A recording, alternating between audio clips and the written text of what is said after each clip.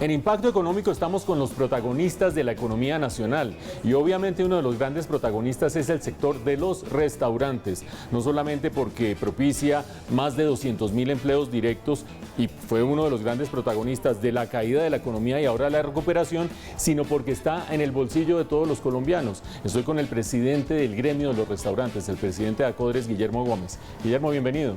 Muchas gracias, Mauricio. Bueno, habrá gente que sabe que usted trabaja en este gremio y le dice, óigame, ¿qué son esos precios que están cobrando ahorita en enero? ¿Cómo está el aumento de precios de los restaurantes en enero? Y lo que más me interesa, el aumento de los costos, que es lo que genera el aumento de los precios. Sí, Mauricio, es una realidad, inclusive yo lo tengo que advertir a mi propia familia, no sean duros con los negocios porque estamos viviendo un momento de inflación muy fuerte, donde el rubro de mayor impacto es alimentos y resulta que los alimentos son la materia prima de los restaurantes. Entonces, cuando un pequeño, mediano o grande negocio de restaurantes va a comprar sus insumos, encuentra todas las semanas alzas en los precios y cuando no hay alza hay escasez. Entonces nosotros advertimos que iba a haber un aumento entre el 12 y el 26% en los precios de los productos y a lo que va de enero ya registramos más o menos un 10%, que es el esfuerzo del empresario por no dejar subir mucho, porque este es un sector que usted le aumenta 200, 500 pesos a un producto y la gente deja de comprar. Recordemos, Guillermo, que el año pasado el rubro de la canasta familiar que más aumentó en precio fue el de los alimentos, alrededor del 17%, para darnos una idea del incremento en costos. Pero hay otro costo que me interesa conocer, cuál fue su impacto, cuál ha sido su impacto, es el del salario mínimo. ¿Cómo evalúan ustedes ese aumento del salario mínimo? Bueno, para muchos colombianos, pero para otros una gran presión de costos. Sin duda para nosotros fue bueno porque tenemos una deuda de gratitud con nuestra cadena de servicio. Recordemos que la industria gastronómica es netamente humana. La cadena de servicio son personas que propician la experiencia. Desafortunadamente, el golpe económico que recibieron micro, pequeñas y medianas empresas, valga decir, la gastronomía es un 94% micro, hace que ese 10% no lo pueda asumir un microempresario. Entonces, desafortunadamente, la noticia para muchos colombianos fue: no vas a recibir el aumento porque tengo que despedirte. Mi negocio no permite sostener tu puesto de trabajo. Entonces, bien por los que mantienen su puesto y reciben el aumento, pero también hay colombianos que perdieron su cargo y pues eso está mal porque uno de los elementos que más nos dolió de la pandemia fue perder equipo de trabajo porque no es fácil armar un equipo para un restaurante. Para ilustrar la importancia de esta discusión sobre el salario mínimo y la mano de obra, recordemos, Guillermo, brevemente los 70 y pico mil restaurantes que hay en Colombia. ¿Cuánta gente emplean hoy en día?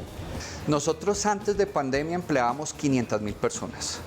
Se nos destruyeron con la pandemia 235.000 empleos. Y esa destrucción pues se fue con algunos negocios. De 90.000 que habían, desaparecieron 48.000. Ya cuando empezamos a reactivarnos, hubo un porcentaje, ya digamos cerca de 20.000 establecimientos que pudieron o reabrir o aparecieron nuevos negocios. Gente que dijo, claro, como ahí hubo quiebras y yo tengo con qué invertir, voy a entrar al sector. Hoy ya nos hemos recuperado a 70, 72.000 establecimientos más o menos entre formales e informales. Eso nos ha traído en la formalidad una recuperación de 90.000 empleos. Pero pues estamos todavía en deuda o con la angustia de 150.000 familias que perdieron sus ingresos. Y lo que es más grave, que para ellos sobrevivir, convirtieron las cocinas de sus casas en su propio negocio. Y entonces, de alguna manera, lo que más afana en la perspectiva económica es que se termine incentivando la informalidad, que no debería ser. Hablemos de ese tema de la informalidad, porque fuera de los costos que se han incrementado de mano de obra y de los insumos, los alimentos, también hay algo que marca la diferencia entre el sector restaurantero formal e informal, y es el pago del impoconsumo. Ustedes vienen de haber tenido una exención de impoconsumo el año pasado y ahora se restableció, pero lo pagan los formales, no los informales. ¿Cómo están viviendo esa experiencia? Pues con un impacto muy grande. Digamos, lo primero que pudimos establecer es que la rentabilidad de nuestro sector se va afectada en un 63%, porque claramente no todos los negocios, la mayoría, tienen que subirle los precios al menú para poder pagar el impuesto al gobierno. Y con una presión inflacionaria, pues se ahorcan los ingresos de la industria gastronómica.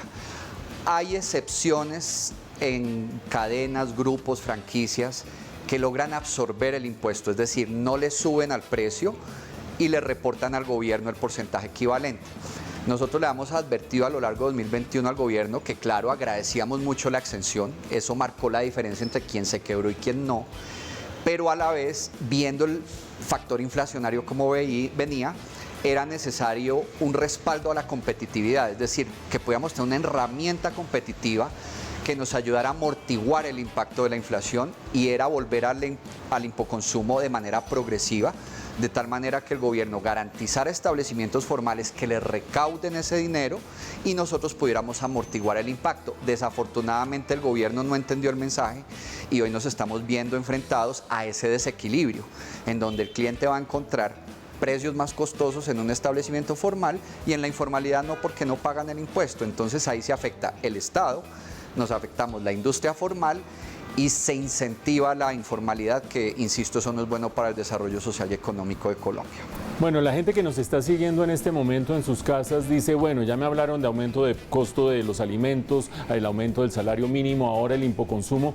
Lo que todo el mundo debe esperar es mayores aumentos de precios después del comienzo de año en los restaurantes, ¿o eso se va a ver amortiguado porque lo asimilan en parte los restaurantes? Es inevitable el aumento, Mauricio, porque la proyección que hace el Banco de la República es que la situación de inflación se va a mantener al menos hasta mayo.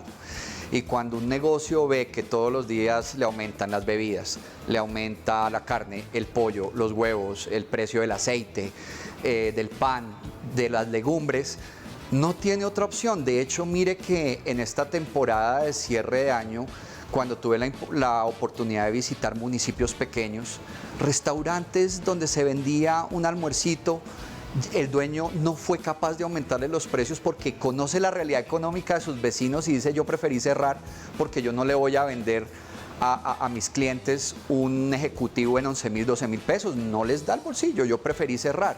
Entonces imagínense, si esa situación se presentó sobre todo en pequeños municipios, ¿cómo será en donde estamos teniendo una demanda alta, pero que es inevitable estar escalando precios? Entonces, de verdad que la situación que se proyecta para el sector es bien difícil. Hay algunos elementos adicionales en este comienzo de año que son claves para los restaurantes. Uno de ellos es la necesidad y obligación de exigir el carnet de vacunación para los comensales, para quienes sean los clientes. ¿Cómo les ha ido con eso? Que me parece que es una medida perfectamente virtuosa desde el punto de vista de salud pública.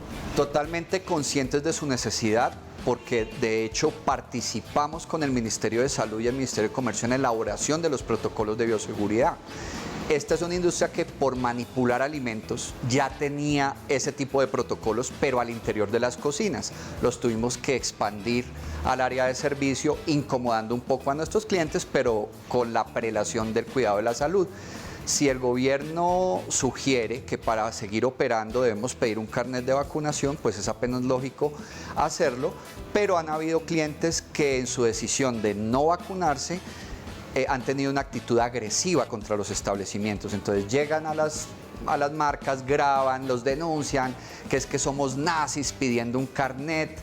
E inclusive han llegado hasta montar portales donde le dicen a la gente: denuncia el restaurante donde se está pidiendo el carnet. Para nosotros eso es un elogio, porque muestra a las marcas que le cuidan la salud a sus clientes.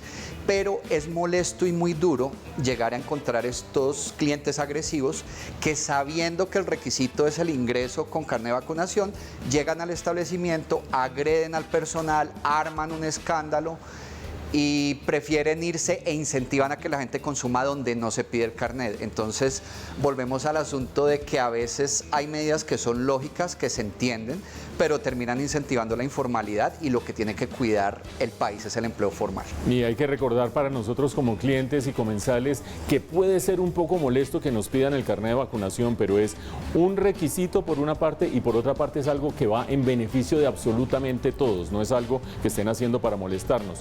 Un último punto tiene que ver con otra circunstancia que ha afectado este comienzo de año a los restaurantes y venía desde el año pasado: la inseguridad. Guillermo, la gente le pasó tal cosa en un restaurante, un robo masivo. ¿Cómo están viendo ustedes esa situación y cómo se puede menguar, por lo menos, si no superar? Es de un altísimo impacto. Yo creo que de lo que más asusta a la ciudadanía es sentir que están atracando clientes en un horario habitual de un restaurante. Eso hace que muchos negocios, es la realidad y yo tengo los argumentos para reconocerla, no reporten los atracos, porque el impacto directo a su negocio es que la gente no va a querer ir a ese establecimiento porque dice es inseguro.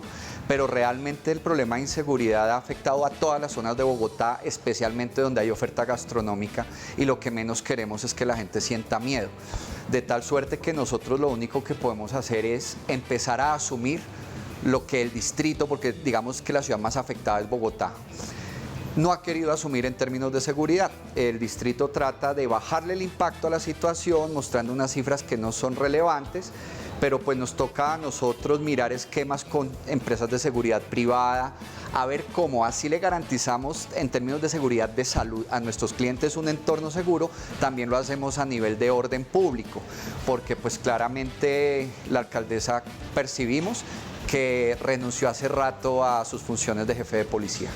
Muy bien, ahí está el mensaje de este sector de los restaurantes, no solamente para el caso de Bogotá, sino para todo el país, con problemas comunes de aumento en costos, consecuente aumento en precios, estas restricciones y además de eso el tema de la inseguridad. Para terminar y con una capacidad de síntesis inmensa, si a usted le preguntan cómo pinta el 2022 para los restaurantes, ¿cuál es la frase? Una frase. Una nueva crisis que reta a un sector de gente muy trabajadora. Ahí está el mensaje de Guillermo Gómez, el presidente de ACODRES, el gremio de los restauranteros, un sector tan querido y cercano para todos los colombianos, con estos retos, con estos elementos que están planteando un año desafiante. Muchas gracias, Guillermo, por haber estado en Impacto Económico. No, con el mayor gusto y el mejor deseo para que Colombia tenga un gran año de recuperación y reactivación económica.